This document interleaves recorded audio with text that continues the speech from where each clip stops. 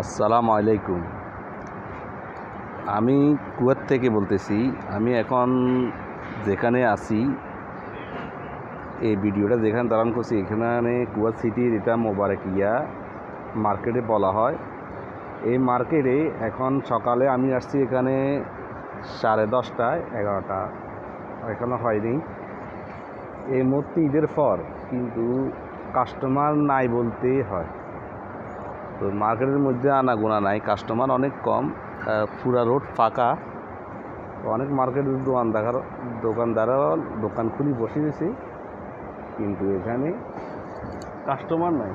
আর এইদিকে এদিকে পার্কিংয়ের জায়গা, এখানে আপনার যেটা আপনার হোটেল বলে, রেস্টুরেন্ট, এগুলোর মধ্যে কাস্টমার আছে 2-1 জন। তারপরে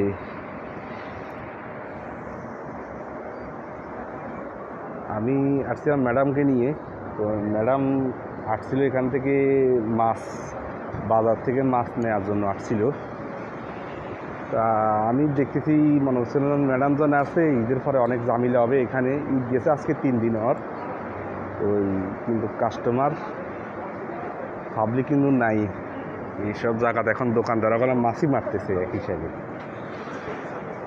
তো এটা মোবারকিয়া জায়গাটা, এরিয়ার নাম হচ্ছে মোবারকিয়া। আর আমাদের ম্যাডামে বলতেছে এখানে মোবারকিয়া মার্কেট বলে আর কি।